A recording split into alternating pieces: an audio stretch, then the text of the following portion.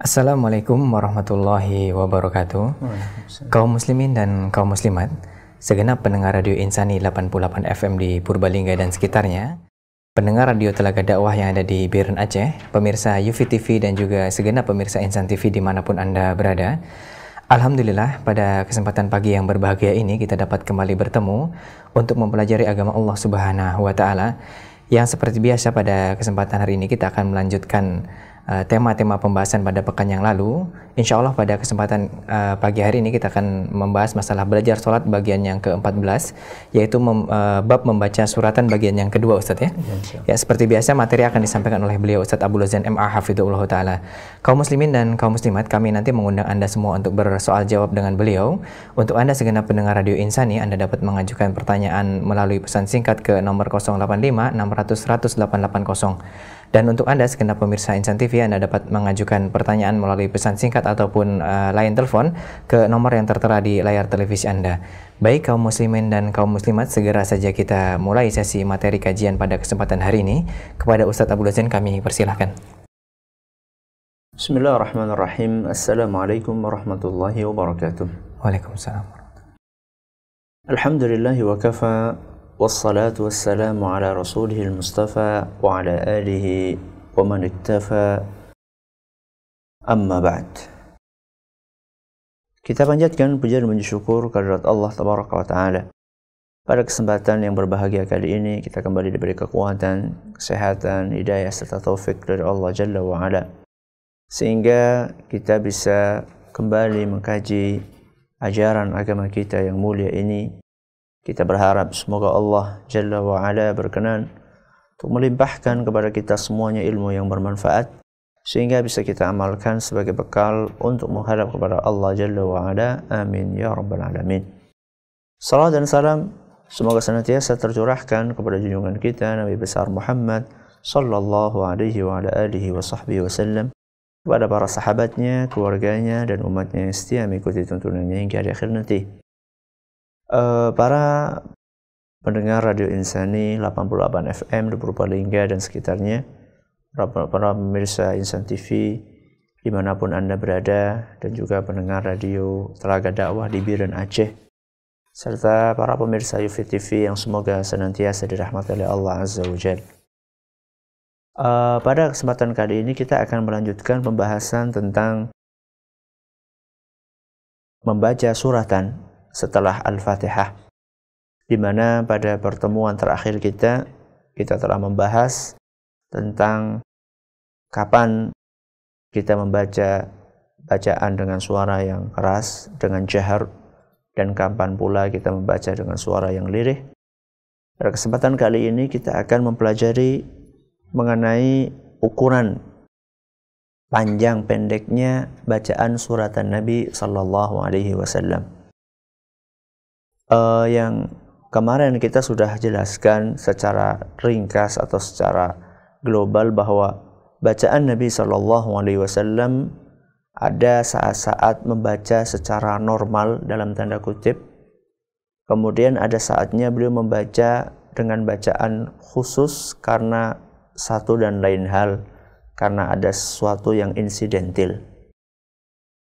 Sesuatu yang insidentil itu misalnya kayak kemarin sudah kita bawakan ketika Nabi SAW menginginkan untuk membaca dengan bacaan yang panjang, akan tetapi karena ada suatu hal, misalnya karena ada bayi menangis, maka Nabi SAW pun memendekkan bacaannya. Ini sifatnya insidentil, sebagaimana yang disampaikan oleh beliau sallallahu alaihi wasallam dalam sebuah hadis yang diriwayatkan oleh Imam Bukhari dan Muslim. Kata Nabi sallallahu alaihi wasallam, "Inni la adkhulu fi sholati wa ana uridu italataha." Kata beliau sallallahu alaihi wasallam, terkadang saya berniat untuk memanjangkan bacaanku saat salat. Dan ini saat beliau menjadi imam. Fa asma'u buka as-sabi.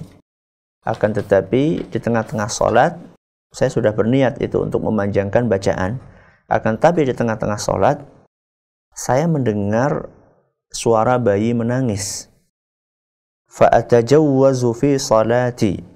maka aku pun kemudian memperpendek sholatku. Maksudnya memperpendek bacaan yang tadi sudah aku rencanakan akan aku baca dengan ukuran yang panjang. Kenapa? Mimma a'lamu min syiddati wajdi ummihi min bukaihi. Kenapa awalnya saya berencana untuk membaca dengan bacaan yang panjang? Begitu saya mendengar bayi menangis, maka bacaannya saya pendekkan, kata beliau, karena aku tahu persis bagaimana perasaan si ibu itu manakala dia mendengar bayinya menangis. Bagaimana kegelisahan sang ibu manakala mendengar bayinya menangis. Ini sifatnya insidental. Dan nanti kita akan lihat bahwa ada beberapa kondisi-kondisi lain yang Nabi SAW biasanya baca panjang, tapi dalam kondisi itu ternyata beliau membaca dengan bacaan yang pendek. Nah, sekarang kita akan mempelajari pertama kali tentang situasi normal. Ya. Jadi mulai dari sholat subuh, kemudian zuhur, asar, maghrib, isya. Dalam situasi normal, itu seberapa panjang bacaan suratan yang dibaca oleh Nabi kita Muhammad sallallahu alaihi wasallam. Kita mulai dengan sholat subuh. Ya, kita mulai dengan sholat subuh. Nabi kita Muhammad sallallahu alaihi wasallam di dalam sholat subuh beliau membaca surat yang panjang. Ya, membaca surat yang panjang. Ini dominan. Ya, jadi lebih seringnya Nabi sallallahu alaihi wasallam di dalam sholat subuh beliau membaca dengan bacaan yang panjang. Disebutkan di dalam sebuah hadis yang diriwayatkan oleh Imam An-Nasa'i dan sanadnya adalah sahih oleh sebagian ulama, bahwa Nabi sallallahu alaihi wasallam kana yaqra'u fiha bitiwalil mufassal. Yakni Nabi sallallahu alaihi wasallam di dalam salat subuhnya beliau membaca dengan surat-surat yang panjang yang ada di 1/7 terakhir dari Al-Quran. 1/7 terakhir dari Al-Quran. 1/7 terakhir dari Al-Quran itu dimulai dari surat Qaf, ya, dimulai dari surat Qaf, yaitu akhir juz 26. Ya, surat Qaf itu adalah surat yang terakhir dalam juz 26 sampai ke belakang, maksudnya sampai juz 30. Jadi itu kan sekitar 1/7-nya Al-Quran, ya, sekitar 1/7-nya Al-Quran yang bagian belakang. Jadi dari akhir juz 26 sampai ke juz 30 dipilih surat yang panjang-panjang. Ini yang dipraktekkan oleh Nabi kita Muhammad sallallahu alaihi wasallam. Nanti kita akan kasih contoh seperti surat apa saja. Tapi ukuran ayatnya itu macam-macam. Ada yang sampai 180, ada yang 60, ada yang 80, ada yang 90-an, ada yang 45, ada yang 31, ya. Jadi nanti kita akan bacakan contoh-contoh suratnya. Itu kira-kira ukurannya. Jadi memang kalau sholat subuh ini bacaan beliau sallallahu alaihi wasallam dominan panjang. Nah, lebih seringnya beliau membaca panjang. Contohnya suratan yang beliau baca di dalam sholat subuh, contohnya adalah surat Al-Waqi'ah. Contohnya surat Al-Waqi'ah sebagaimana disebutkan dalam sebuah hadis yang diriwayatkan oleh Imam Ahmad dan dinyatakan sahih oleh Imam Al-Hakim dan juga Ibnu Khuzaimah serta Imam Al-Albani, Imam Al-Zahabi. Jadi beliau kadang-kadang membaca surat Al-Waqi'ah di dalam 2 rakaat tersebut, dan surat Al-Waqi'ah itu sekitar 96 ayat. Kemudian kadang beliau sallallahu alaihi wasallam membaca surat At-Tur, Terkadang beliau membaca surat Qaf. Nah, surat Qaf ini sekitar 45 ayat. Ya. Kemudian juga surat-surat yang lain saya akan bacakan yang kadang-kadang dibaca oleh Nabi sallallahu alaihi wasallam di dalam salat subuhnya. Kadang beliau membaca surat Ar-Rum. Surat Ar-Rum ini 60 ayat. Kadang surat Yasin ini 83 ayat. Dan kadang membaca surat As-Saffat. As-Saffat ini panjang banget, 182 ayat. Pada hari Jumat beliau terkadang membaca surat As-Sajdah. Ini 30 ayat. Kemudian di rakaat yang kedua beliau membaca surat Al-Insan ini ada 30-an atau 31 ayat. Ini diriwayatkan oleh Imam Bukhari dan Muslim. Jadi dari suratan-suratan yang saya sampaikan tadi, kita bisa mengambil sebuah kesimpulan bahwa di dalam sholat subuh Nabi kita Muhammad SAW lebih dominan untuk membaca dengan suratan-suratan yang panjang. Dengan suratan-suratan yang panjang. Tadi 96, ada yang 45, kira-kira seperti itu. Ada yang 60, ada yang 80. Jadi ini jumlah ayatnya. Jadi kira-kira bacanya segitulah ya. Jadi kita mengukur dengan jumlah ayat. Bukan kita ukur dengan menit, karena kadang-kadang suratannya panjang, bacaannya cepat jadi cepat. Atau suratannya pendek, bacaannya pelan, nanti jadi panjang. Makanya kita ukur dengan ayat, jumlah ayat. Jadi sekitar 90-an, 40-an, 60-an, sekitar itulah ya, 80-an, 30 kadang-kadang. Ini secara normal bacaan beliau sallallahu alaihi wasallam di dalam sholat subuh itu panjang. Akan tetapi dalam beberapa kondisi ya, insidental, beliau sallallahu alaihi wasallam pernah juga membaca dengan suratan yang pendek. Diceritakan bahwa beliau sallallahu alaihi wasallam pernah hanya membaca dengan surat Idza Zulzilat, Az-Zalzalah. Ya, di rakaat pertama dan rakaat kedua. Mengulangi beliau di rakaat pertama beliau membaca Idza Zulzilat, rakaat kedua juga membaca dengan Idza Zulzilat. Hadis riwayat Abu Dawud dan dinyatakan sahih sanadnya oleh sebagian ulama. Jadi beliau sallallahu alaihi wasallam dalam beberapa kondisi beliau membaca suratan pendek di salat subuh sekalipun. Contohnya nih, contoh yang lain dalam hadis riwayat Abu Dawud dinyatakan sahih oleh Imam Al-Hakim dan juga Imam Adz-Dzahabi, beliau sallallahu alaihi wasallam saat bersafar, yakni saat bepergian jauh, beliau sallallahu alaihi wasallam di salat subuh beliau membaca surat Al-Falaq sama surat An-Nas. Subhanallah. Pendek banget ini. Al-Falaq sama An-Nas ketika bepergian. Dan ini tentu memberikan pelajaran yang berharga kepada kita bahwa seorang imam ini dia harus memperhatikan kondisi, situasi dan kondisi. Nah, harus memperhatikan situasi dan kondisi. Walaupun memang idealnya di dalam sholat subuh itu membaca bacaan yang panjang, itu idealnya. Akan tetapi dalam beberapa kondisi menuntut untuk membaca dengan bacaan yang pendek. Ya. Orang lagi bepergian itu waktu yang sempit, tergesa-gesa, terbatas waktunya, ingin segera sampai dan seterusnya, maka tidak bijak. Kurang bijak seandainya ketika bepergian kita bacanya suratnya panjang. Ini contoh ya. Saya kasih contoh real. Kadang-kadang kalau kita bepergian naik travel, ya. Kadang-kadang kalau bepergian kita naik travel. Yang namanya travel itu kan jadwalnya terbatas sekali. Jadi sudah schedule-nya itu sudah tertata rapi. Kadang-kadang kita minta untuk bisa mampir sholat itu kadang-kadang mereka ogah-ogahan. Sopirnya kadang-kadang. Terutama kalau misalnya mereka sendiri tidak sholat gitu.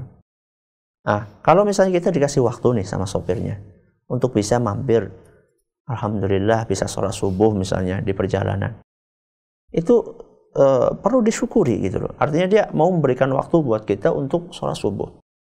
Maka kurang bijak seandainya kita dikasih waktu sholat subuh, sekedar mampir di pom bensin, kemudian kita bacanya pakai surat tadi yang contohnya nih, surat apa misalnya As-Saffat 182 ayat.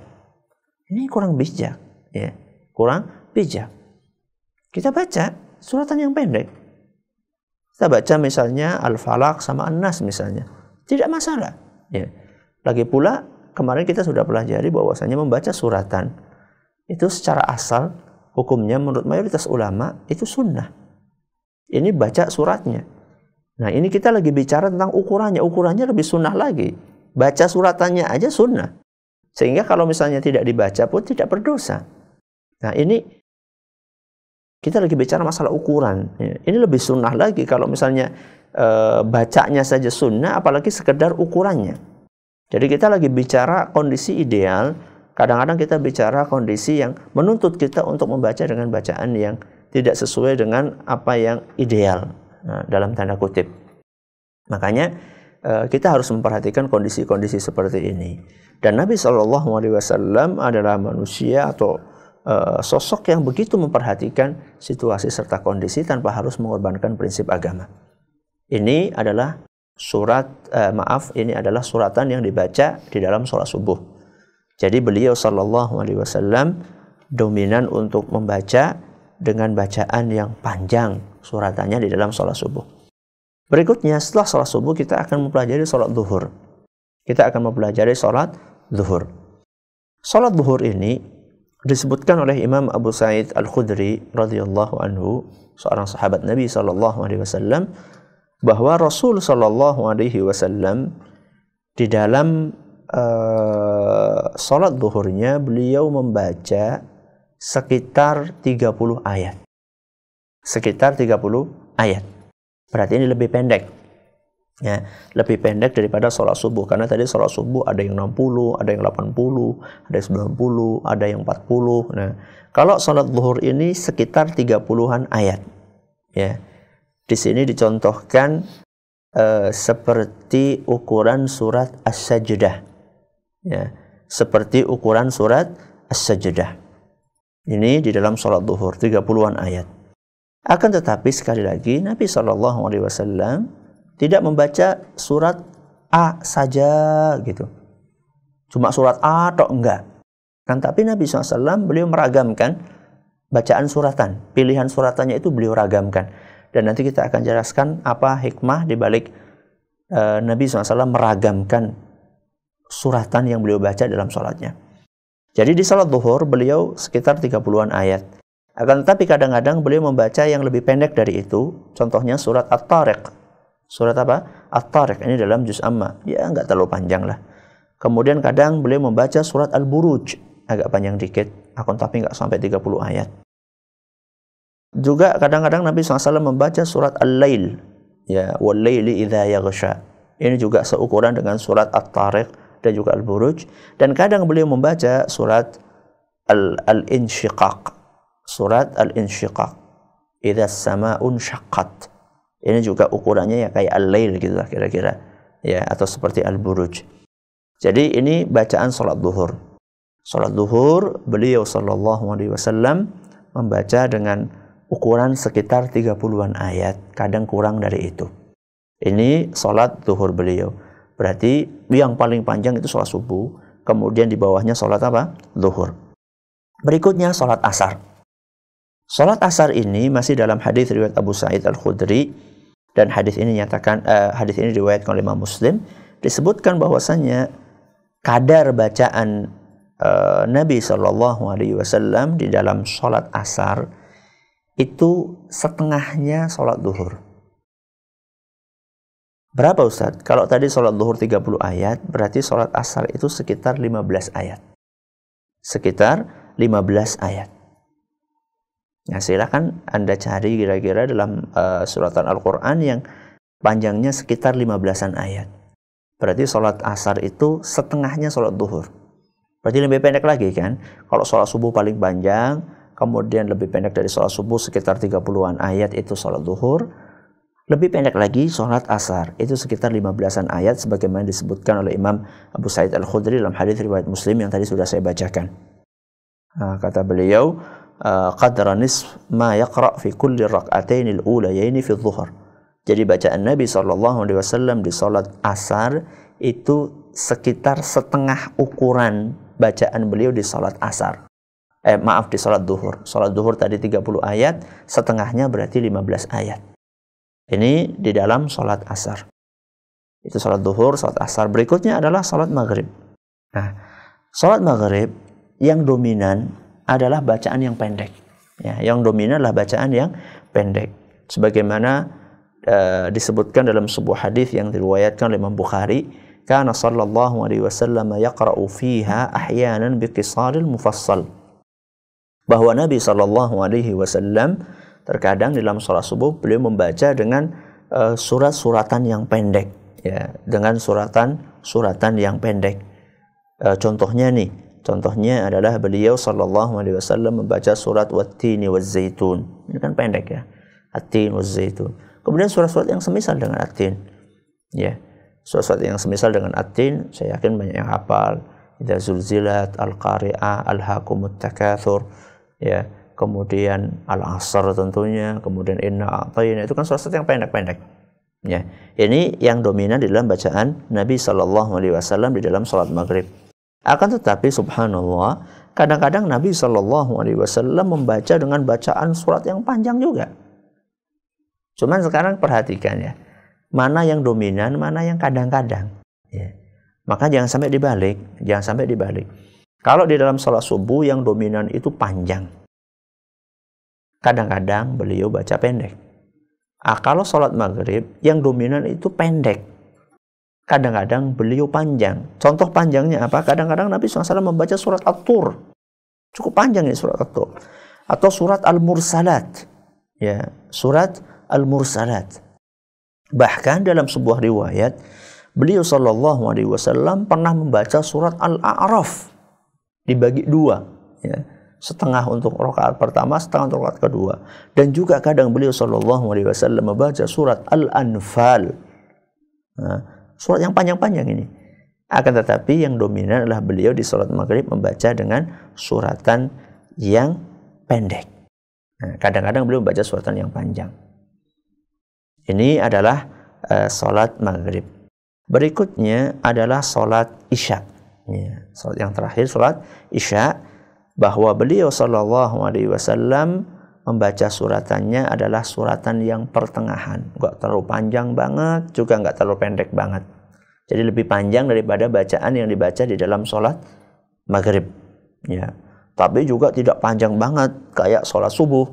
Di sini diberikan beberapa contoh suratannya, misalnya dalam hadis yang diriwayatkan oleh Imam Ahmad dan dinyatakan hasan oleh Imam Tirmidzi, bahwa Nabi Shallallahu Alaihi Wasallam taratan yaqra'u Asy-syams wa duhaha wa ashbahiha minas suwar. Bahwa Nabi SAW di dalam sholat isya'nya terkadang beliau membaca surat Asy-syams. Ya, ini pertengahan, yang nggak terlalu panjang, nggak terlalu pendek. Surat Asy-syams dan yang semisalnya. Kadang-kadang beliau membaca surat Al-Insyiqaq. Terkadang beliau membaca surat Al-Insyiqaq, sebagaimana disebutkan dalam hadis riwayat Bukhari dan Muslim. Ini juga ukurannya ya mirip-mirip lah dengan Asy-syams, ada beda dikit, mungkin panjang atau banyak surat ayatnya, tapi sekitar ukuran itu. Asy-syams, kemudian Al-Insyiqaq. Yang seukuran dengan Asy-syams mungkin bisa juga Ad-duha, ini seukuran, atau juga Al-lail, itu juga mungkin seukuran. Ini kira-kira. Kemudian di dalam bepergian disebutkan di sini wa qara'a marratan fi safarin bi at-tini waz-zaitun. Dan kadang-kadang Nabi SAW, sebagaimana disebutkan dalam hadis riwayat Bukhari dan Muslim, beliau SAW di dalam bepergian, sholat isya'nya kadang-kadang beliau membaca surat At-Tini waz-Zaitun. Wat-Tini waz-Zaitun, ini surat yang pendek. Jadi, dari apa yang sudah kami paparkan tadi, kita bisa mengambil sebuah kesimpulan bahwa dalam kondisi-kondisi normal, beliau SAW atau suasana yang normal, maksudnya tidak ada sesuatu yang sifatnya insidental, beliau Shallallahu Alaihi Wasallam lebih sering di dalam sholat subuh untuk membaca surat yang panjang. Kemudian di sholat duhur di bawahnya lagi, ya tadi sudah saya sampaikan kalau subuh itu bisa sampai 80, 60, 40 ayat. Ya, kalau di sholat duhur sekitar 30-an ayat. Kemudian di dalam sholat asar sekitar 15-an ayat. Ya. Kemudian di sholat maghrib itu pendek. Ya. Contohnya kayak tadi sudah saya bawakan, ya, Idza Zulzilat dan misalnya, kemudian At-Tin, ya. Kemudian dalam sholat di dalam sholat isya beliau agak panjang, tapi tidak terlalu panjang, sekitar pertengahan. Contohnya surat Asy-syams. Ya, ini ukuran panjang pendek yang dibaca oleh Nabi SAW. Sekali lagi saya ingin sampaikan bahwa ini hukumnya sunnah. Ya, ini hukumnya sunnah. Alangkah baiknya para imam masjid, ya, para imam masjid mereka berusaha untuk mulai mengenalkan ukuran ini. Ya, ukuran baca ini mulai mengenalkan. Jadi kalau selama ini dalam sholat subuh bacanya pendek terus, ya, sholat subuh bacaannya selalu Al-Falaq, An-Nas, padahal nggak bepergian. Selalu bacanya pendek seperti itu. Ya, baguslah, mulai dinaikkan lah, ya. Mulai dinaikkan porsinya agak panjang dikit. Ya, mungkin sebagai bentuk pembiasaan supaya masyarakat nggak kaget, supaya makmumnya nggak kaget, ya jangan tahu-tahu misalnya langsung panjang banget gitu ya. Ya misalnya langsung surah subuh baca surat Al-Baqarah misalnya. Padahal biasanya Al-Falaq sama An-Nas. Ya kita ngeliat kondisi lah. Ya. Jadi kita naikkan bertahap gitu. Kemudian sambil diberikan pengarahan, pencerahan kepada masyarakat. Ya, diberikan pengarahan bahwa bacaan Nabi SAW itu sebenarnya kayak gini. Gimana para jamaah? Kita pengen nyoba nih. Ya, gimana, setuju nggak? Jadi ajak mereka untuk sharing, untuk mengetahui apa yang akan dikerjakan oleh imam. Jadi tidak ujuk-ujuk ya, nggak tiba-tiba. Ya, tidak tiba-tiba langsung membaca suratan yang panjang. Nah, sekarang perhatikan jamaah sekalian yang kami hormati, para pendengar, para pemirsa yang semoga senantiasa dirahmati oleh Allah. Kalau kita cermati bacaan Nabi SAW di dalam sholat-sholatnya, mulai dari tadi sholat subuh, kemudian sholat zuhur, sholat asar, sholat maghrib, sholat isya, kita dapatkan suratan yang dipilih oleh Nabi SAW itu sangat beragam. Ya. Nabi SAW tidak cuma membaca satu surat itu saja, enggak. Akan tetapi Nabi SAW meragamkan bacaan yang beliau baca. Meragamkan suratan yang beliau baca. Apa hikmah di balik ini? Di antara hikmahnya sebagaimana dijelaskan oleh para ulama adalah agar kita bisa bertadabbur. Agar kita bisa meresapi, merenungi bacaan yang kita baca. Kenapa Ustaz? Sebab seandainya seorang insan di dalam sholatnya dia senantiasa memilih surat A misalnya. Katakanlah dia selalu membaca surat Al-Ikhlas sama Al-Kafirun. Misalnya Al-Kafirun sama Al-Ikhlas. Atau dia selalu membaca surat Al-Falaq sama surat An-Nas. Dalam kondisi seperti ini, biasanya berdasarkan pengalaman ya, itu biasanya bacaan itu akan keluar dari lisan seorang muslim, seorang yang sedang sholat, itu secara otomatis. Nah, tidak pakai mikir, tidak perlu pakai mikir lagi. Karena saking hafalnya dia. Sehingga suratan itu keluar secara otomatis ya, tanpa harus mikir. Emang kenapa Ustadz kalau otomatis nggak pakai mikir? Kalau otomatis nggak pakai mikir, biasanya tadaburnya itu kurang. Ya, tadaburnya itu kurang, kayak mesin lah, ya. On off gitu loh. Jadi begitu on jalan, begitu off mati gitu aja. Nah, kalau orang sudah kayak gini bacaan sholatnya, maka dia akan kesulitan untuk bisa meresapi, mentadaburi, menghayati apa yang dia baca. Akan tetapi kalau sholatnya berubah-berubah, ya, suratnya berubah-berubah, walaupun mungkin cuma dalam juz amma, mungkin apalnya cuma juz amma, walaupun mungkin suratnya berubah-berubah dalam juz amma, tapi berubah-berubah suratannya, maka dia akan berpikir, ya, ini habis ini ayat apa. Nah, ketika dia berpikir mau tidak mau dia akan berusaha memusatkan perhatiannya.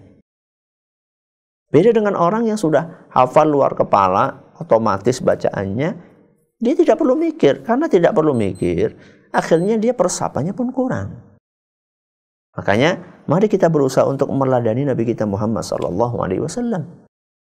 Maka sungguh amat memprihatinkan kondisi banyak di antara kaum muslimin saat mereka membaca suratan di dalam sholat mereka subhanallah nggak lepas dari qul huwallahu ahad, qul a'udzu birabbil falaq, qul a'udzu birabbin nas.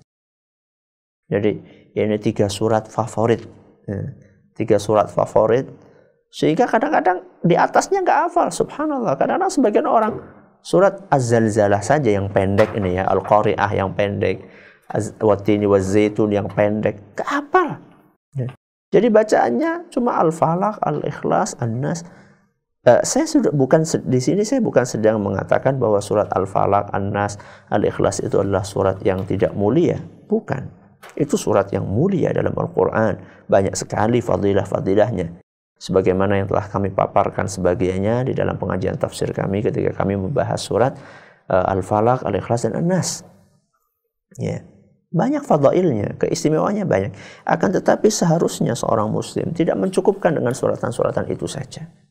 Maka di kesempatan ini saya ingin mengajak kepada para pemirsa, para pendengar untuk menambah hafalannya, menambah hafalan bacaannya atau menambah hafalan suratan dari Al-Quran. Sehingga dia bisa meragamkan bacaannya. Ini. Kemudian, ini tentang ukurannya ya, tentang ukuran panjang pendeknya. Kemudian kita akan melihat bagaimana cara atau metode Nabi SAW di dalam membaca ayat-ayat Al-Quran. Jadi Nabi SAW metodenya di dalam membaca Al-Quran itu seperti apa? Apakah cepat? Apakah disambung-sambung ayatnya? Ataukah bagaimana?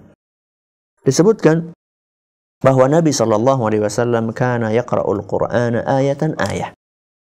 Bahwasanya Nabi SAW membaca suratan atau bacaan dalam salatnya itu beliau membacanya ayat per ayat. Beliau membacanya ayat per ayat. Di sini disebutkan misalnya thumma yuqatti'uha ayatan ayatan. Kemudian Nabi SAW membaca ayat per ayat. Membaca bismillahirrahmanirrahim, thumma yaqifu, thumma yaqul alhamdulillahi rabbil alamin. Jadi Nabi SAW di dalam salatnya beliau membaca ayat per ayat kemudian berhenti sejenak. Ya. Bismillahirrahmanirrahim. Berhenti. Alhamdulillahi rabbil alamin. Berhenti lagi. Thumma yaqifu, thumma yaqul. Beliau berhenti, kemudian beliau melanjutkan. Ar-Rahmanir-Rahim.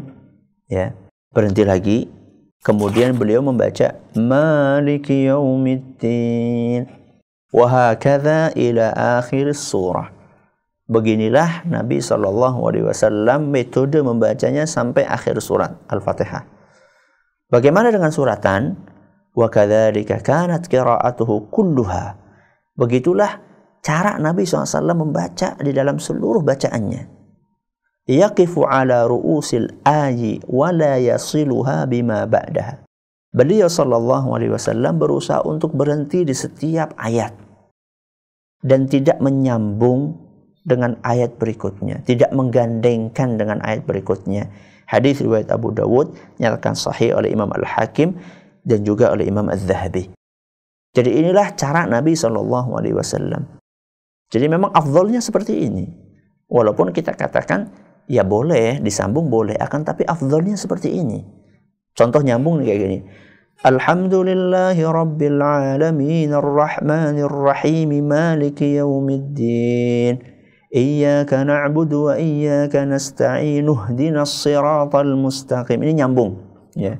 Alhamdulillahi rabbil alamin arrahmanir rahim maliki yaumiddin. Ini nyambung namanya ya. Ini boleh tapi kurang afdal. Yang lebih afdal adalah ayat per ayat. Alhamdulillahi rabbil alamin arrahmanir rahim Maliki Yaumiddin. Ayat per ayat ya. Ayat per ayat berusaha seperti apa yang dipraktikkan oleh Nabi SAW. Jadi bacaan Nabi SAW ayat per ayat. Kenapa? Supaya lebih mudah untuk kita meresapi isinya. Ya, ketika kita membaca Alhamdulillahirrabbilalamin, kita berusaha meresapi kandungan yang ada di dalamnya. Kalau misalnya kita langsung nyambung Alhamdulillahirrabbilalamin arrahmanirrahim maliki yaumiddin, kadang-kadang ada sebagian orang unjuk kepanjangan nafas ya, unjuk panjangnya nafas dia, surat Al-Fatihah dibaca dengan satu nafas. Oke, ya. Tidak apa-apa, akan tetapi gimana akan tadabbur? Sulit tadabburnya. Gimana kita akan tadabbur? Ayat yang pertama kita belum tadabbur, kita sudah pindah ke ayat yang kedua. Jadi Nabi SAW beliau bacanya ayat per ayat. Kemudian yang lainnya, kata Anas ibnu Malik, ketika beliau bercerita tentang bagaimana cara Nabi SAW membaca, kana yamuddu madda, hadis riwayat Bukhari, bahwasanya Nabi SAW itu memanjangkan bacaannya, ya, madnya. Misalnya kayak tadi, misalnya Alhamdulillahi rabbil alamin, ya, bukan Alhamdulillahi rabbil alamin. Alhamdulillahi rabbil alamin Ar-Rahmanir Rahim Maliki Yaumiddin. Nah, agak dipanjangin ya, agak dipanjangin.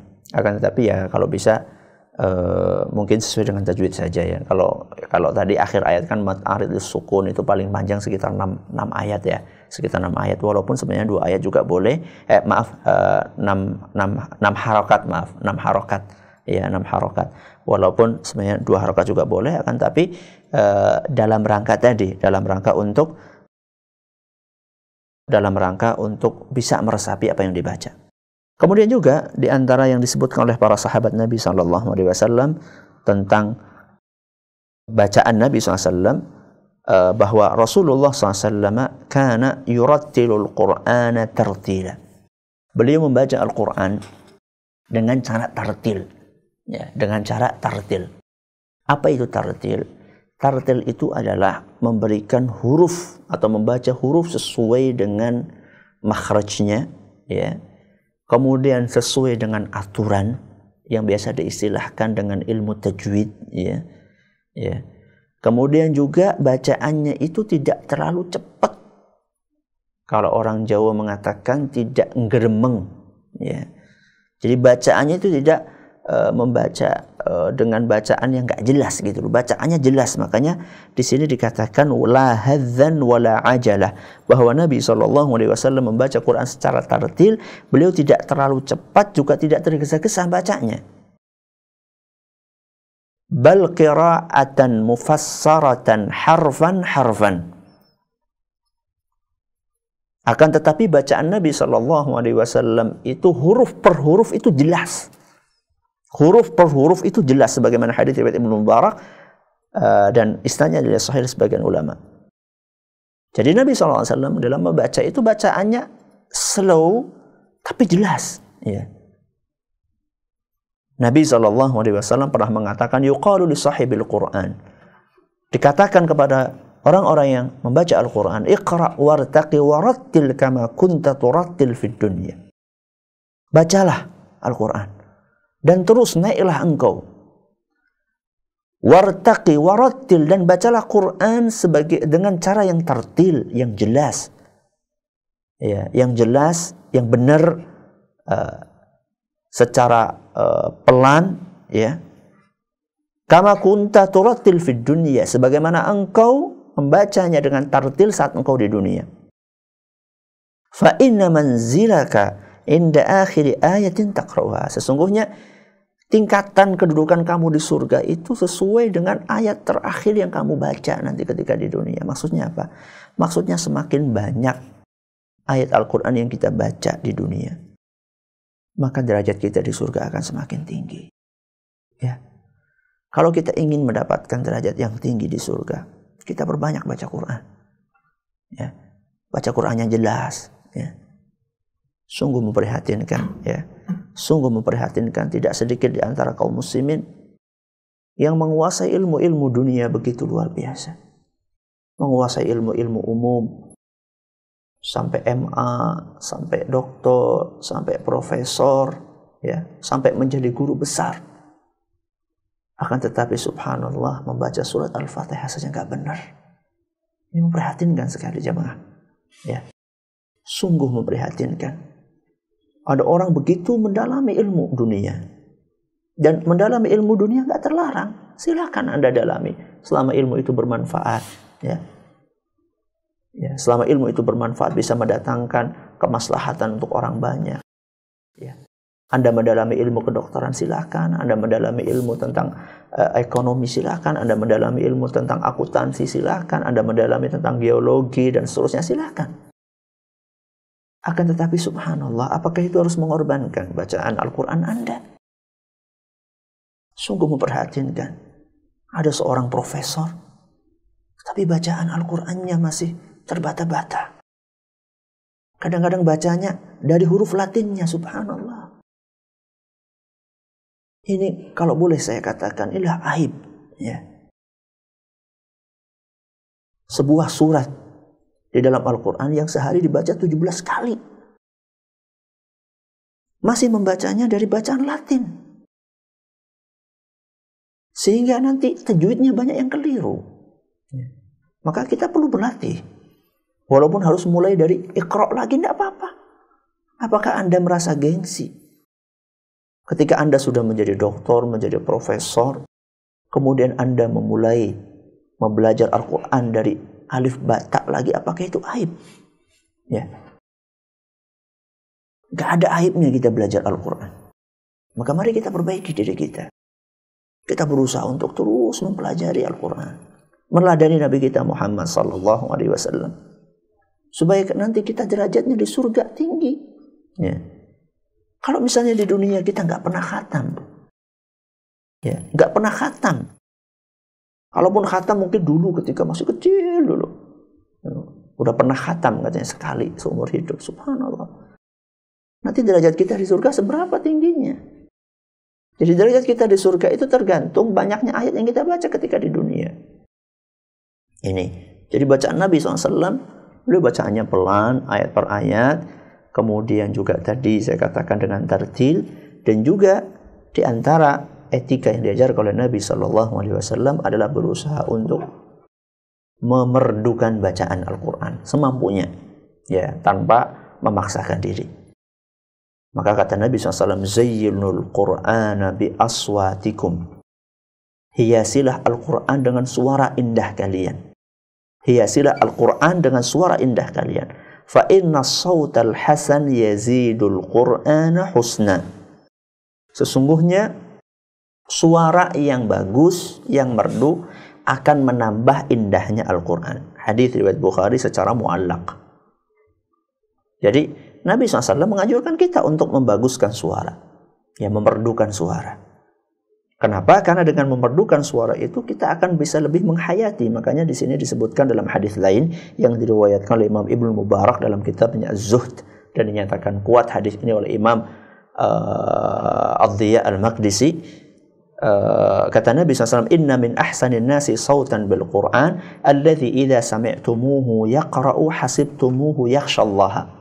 Kata Nabi SAW, sesungguhnya di antara orang yang bacaan Qur'annya paling bagus, ya, adalah orang yang kalau kalian dengar bacaannya, kalian itu bisa memahami, bisa menangkap bahwa ini orang takut sama Allah. Jadi di sini bukan hanya masalah tinggi, merdu, kemudian suaranya bergelombang, tapi di sini lebih banyak berbicara tentang ketika suara merdu itu orang akan bisa menghayati sehingga dia merasa takut kepada Allah Subhanahu wa taala. Jadi intinya itu bukan kita harus belajar misalnya nada-nada Al-Qur'an yang biasa diistilahkan apa itu, saya lupa, bayati atau apa gitu ya. Enggak harus seperti itu. Yang penting kita suaranya merdu, kemudian enak, kita hayati, ini yang lebih penting. Makanya Nabi SAW itu suka kalau dengar beberapa sahabatnya itu membaca dengan bacaan yang merdu sekali. Seperti contohnya Abu Musa al-Ash'ari. Ya. Jadi Nabi SAW suka dengerin bacaannya sahabat yang suaranya merdu. Ini pembahasan kita pada kesempatan kali ini. Semoga apa yang kami sampaikan bermanfaat buat kita semuanya. Mungkin kita dengarkan beberapa pertanyaan yang sudah masuk. Silakan. Baik, terima kasih Ustadz. Demikian kaum muslimin dan kaum muslimat, telah kita simak bersama materi kajian yang telah disampaikan oleh Ustadz Abdul Zain terkait dengan pembahasan belajar surat bagian yang ke-14, subbab membaca suratan. Selanjutnya kita akan memasuki sesi tanya jawab, dan telah banyak pertanyaan yang masuk ke redaksi kami. Untuk Anda segenap pemirsa Insan TV, Anda dapat mengajukan pertanyaan baik melalui pesan singkat maupun melalui line telepon ke nomor yang tertera di layar televisi Anda. Kami bacakan pertanyaan pertama, datang dari Saudara Sigit yang ada di Purwokerto. Pertanyaan beliau juga serupa dengan pertanyaan Saudara Yamin yang ada di Beltim. Kami jamak dua pertanyaan yang serupa. Assalamualaikum Ustadz. Ketika saya sedang sholat berjamaah di masjid, imam lupa di dalam sholatnya. Seharusnya masih harus sujud satu kali lagi, tetapi imam hanya sujud satu kali langsung berdiri gitu Ustadz. Kita sebagai makmum menjumpai imam lupa, mengingatkan dengan mengucapkan tasbih, tetapi imam belum menyadari kesalahannya, sehingga akhirnya salah satu makmum itu mengucapkan sujud lagi seperti itu, harus sujud lagi. Nah, ini bagaimana hukumnya? Kemudian dari Saudara Yamin, apabila si imam ini tidak menyadari kesalahannya sampai salam, dia tidak sujud sahwi, apakah makmum harus sujud sahwi sendiri Ustaz? Silakan. Yeah. Kalau masih dalam sholat, ya, kalau masih dalam sholat, maka mengingatkannya tidak lebih dari mengucapkan tasbih. Ya, tidak lebih dari mengucapkan tasbih. Kalau Anda mengatakan, sujudnya masih kurang 1 tuh, sholatnya ya batal. Ya. Karena sholat itu la yasluhu fiha kalamun nas. Jadi sholat itu nggak boleh kita ngomong omongan biasa yang bukan dari bacaan Al-Quran, itu nggak boleh. Walaupun tujuannya untuk mengingatkan. Jadi tetap tidak boleh. Kalau misalnya imamnya sudah tetap aja berdiri, yang penting Anda sudah mengucapkan tasbih. Yang penting Anda sudah mengucapkan tasbih mengingatkan.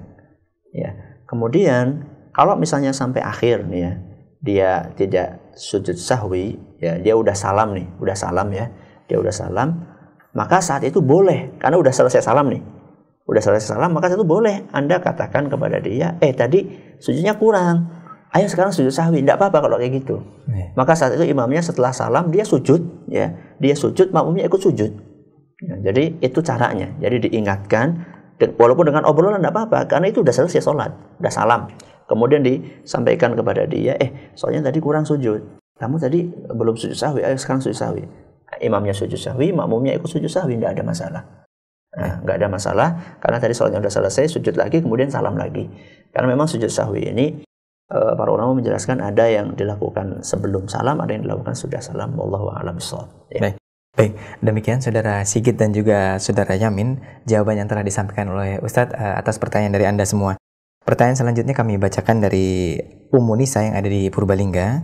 Beliau bertanya, Assalamualaikum Ustadz, bolehkah ketika sedang sholat membaca suratannya sambil membuka Al-Quran yang ditaruh di depan tempat sholat karena kita belum hafal Ustadz? Silakan. Ya. Bolehkah seorang sholat ya sambil memegang mushaf Al-Quran ya, atau imam memegang mushaf Al-Quran atau ditaruh di depannya? Ini masalah yang diperselisihkan oleh para ulama, boleh tidaknya. Ada yang mengatakan boleh, ada yang mengatakan tidak. Akan tetapi mayoritas ulama, jumhur ulama, mereka berpendapat boleh ya, kalau memang dia nggak hafal. Boleh menurut mayoritas ulama untuk membaca atau membuka mushaf sambil memegang Al-Quran atau sambil diletakkan di depannya. Insya Allah tidak apa-apa. Akan tetapi tentunya seperti yang saya katakan tadi, kita ayo dong kita berusaha untuk menambah hafalan kita.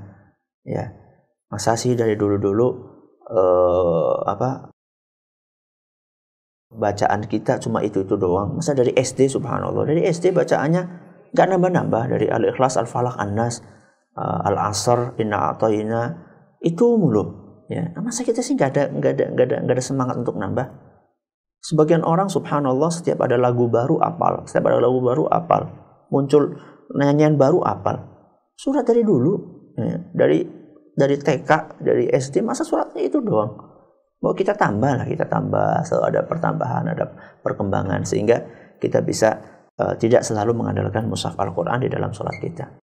Wallahu a'lam. Baik, demikian Ummu Nisa jawaban yang telah disampaikan oleh Ustadz. Semoga bisa memberikan penjelasan untuk Anda dan juga untuk pendengar serta permisa yang lainnya. Pertanyaan selanjutnya datang dari Umi Akmal yang ada di Jawa Timur. Assalamualaikum Ustadz. Ana mau bertanya, ketika sholat wajib, ana selalu diganggu pikiran untuk membatalkan sholat atau mengubah niat menjadi sholat sunnah. Apakah jika ana meneruskan sholat wajib ana tetap sah atau batal karena mengubah niat tersebut? Ustaz, silakan. Selama Anda, Ummu Akmal ya, selama Anda tidak merubahnya, maka sah sholatnya. Ya, selama Anda tidak merubahnya, maka sah. Kecuali kalau Anda kemudian merubahnya. Begini ya, yang namanya gangguan setan di dalam sholat itu harus dilawan. Ya. Yang namanya sholat itu pasti setan akan berusaha mengganggu kita, karena itu adalah ibadah yang mulia. Ibadah yang mulia itu pasti setan pengen merusak gitu loh. Maka kita jangan ngalah gitu loh. Kita jangan pasrah dengan godaan setan itu, tapi kita berusaha untuk melawan. Walaupun nanti akan terjadi peperangan ya, akan terjadi pergumulan, akan terjadi pertempuran di dalam hati antara upaya kita untuk mengkhusyukkan sholat kita dengan upaya setan untuk merusak sholat kita. Tidak apa-apa. Bahkan kata para ulama, peperangan itu ya, usaha kita untuk melawan setan itu juga akan dinilai pahala sama Allah Subhanahu wa ta'ala. Jadi akan dianggap sebagai sebuah pahala sendiri. Jadi, upaya kita untuk melawan setan itu adalah bentuk perjuangan melawan setan, dan itu akan dinilai sebagai sebuah pahala oleh Allah Subhanahu wa taala.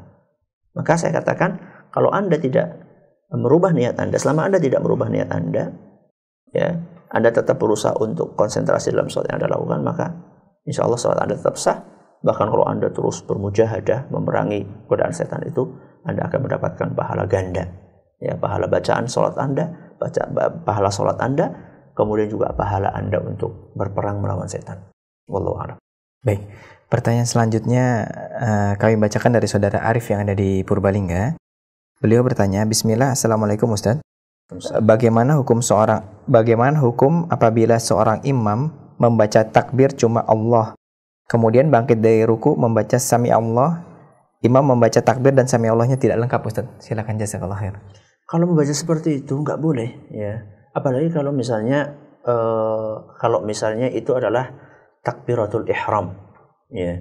Kalau takbiratul ihram sebagaimana yang sudah kita jelaskan adalah rukun, ya.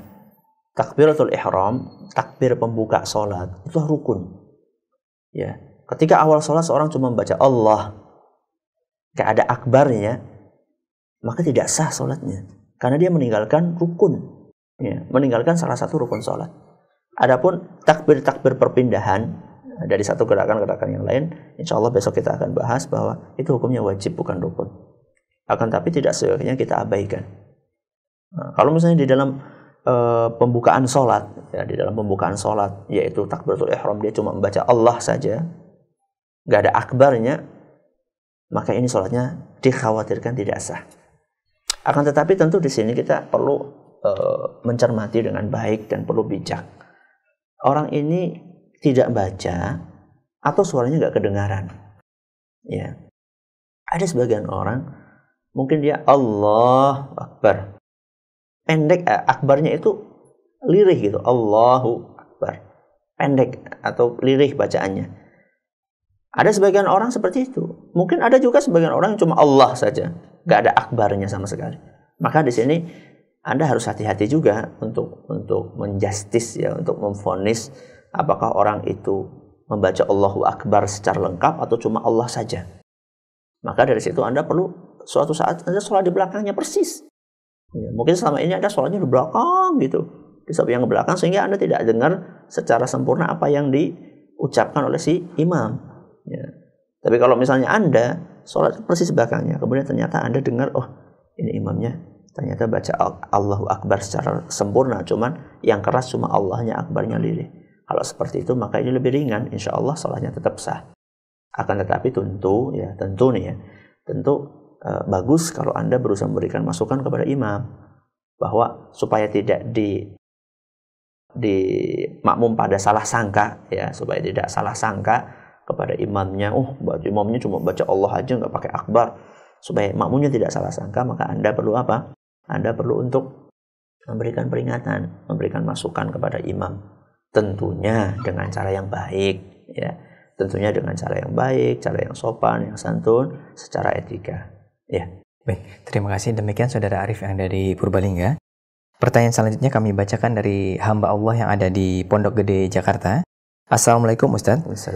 Apakah boleh apabila seorang imam merutinkan membaca surat sajadah untuk sujud tilawah pada setiap sholat subuh Jumat, Ustaz? Khusus hari subuh Jumat.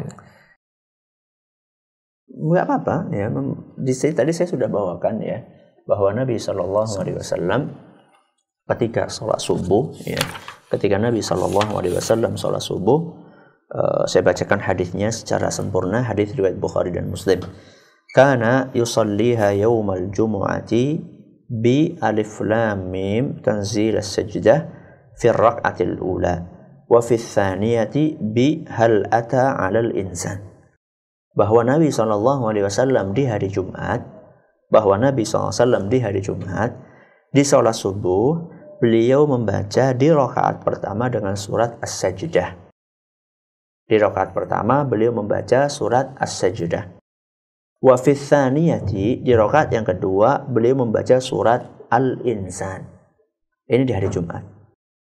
Hadis riwayat Bukhari dan Muslim. Jadi tidak apa-apa kalau ada orang pengen membaca dalam sholat Jumat, di dalam sholat subuh di hari Jumat, membaca rakaat pertama dengan As-Sajdah, rakaat kedua dengan Al-Insan, tidak apa-apa, tidak masalah.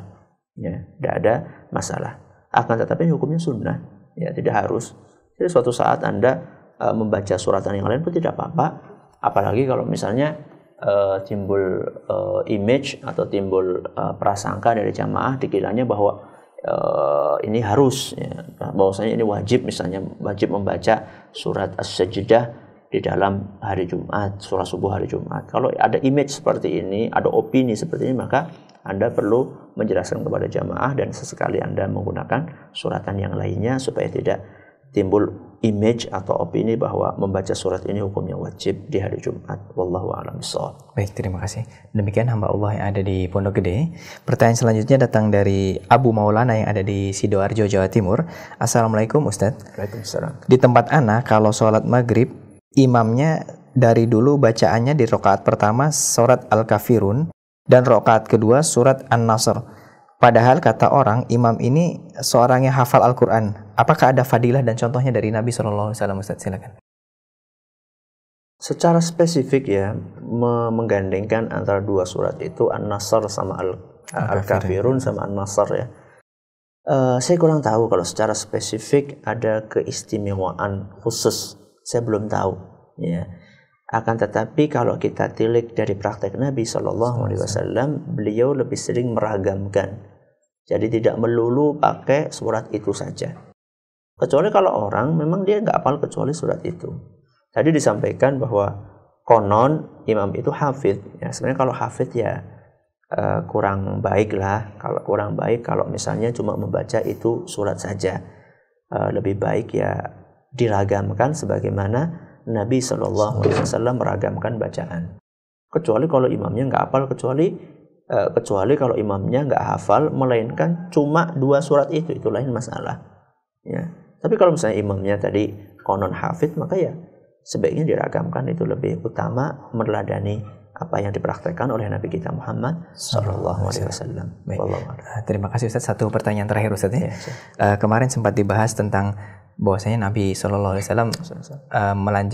pernah menyambung dalam satu rakaat, menyambung dua bacaan Ustaz. Tapi itu suratan yang berurutan Ustaz.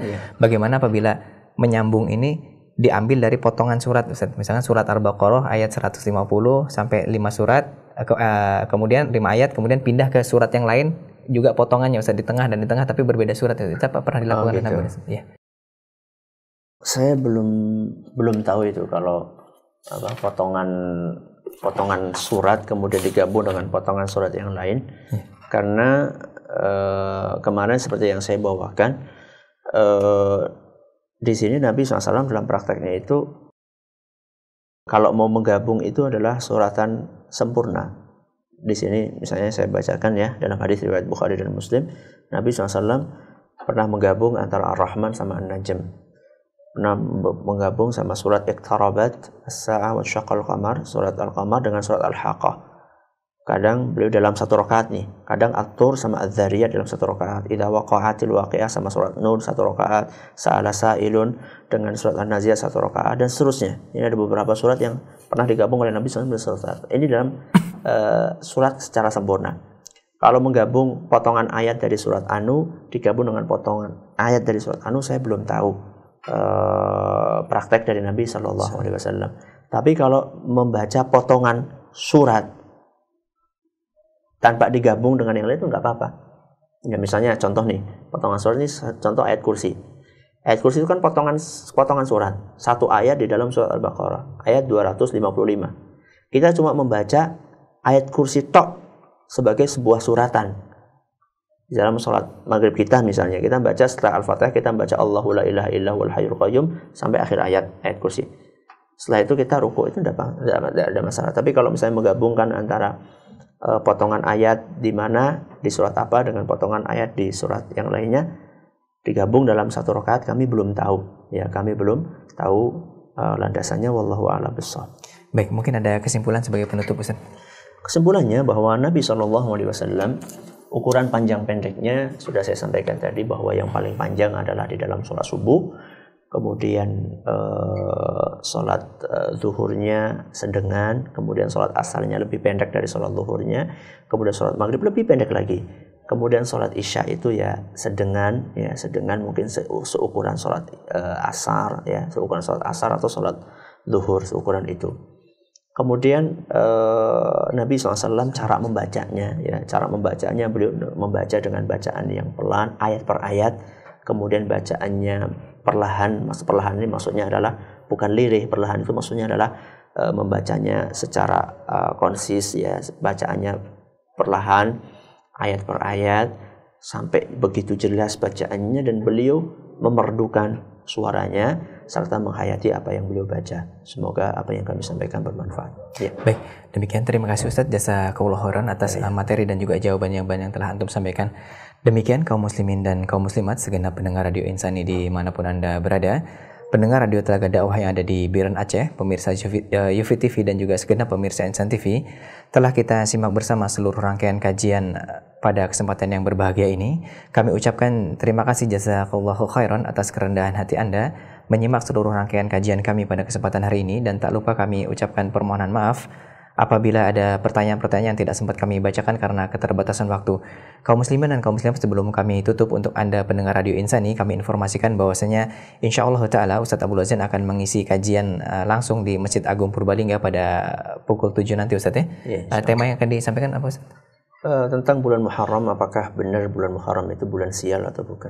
Baik, itu kaum muslimin dan kaum muslimat untuk Anda pendengar Radio Insani. Bagi Anda yang berkeluangan waktu dan berkesempatan hadir, kami mengundang Anda semua untuk hadir di Masjid Agung pada pukul 7 nanti. Dan insya Allah kajian ini akan kami sharekan di Radio Insani. Baik, demikian kaum muslimin dan kaum muslimat, kami yang bertugas dari studio Radio Insani 88 FM di Purbalingga mengucapkan undur diri. Wassalamualaikum warahmatullahi wabarakatuh. Waalaikumsalam warahmatullahi wabarakatuh.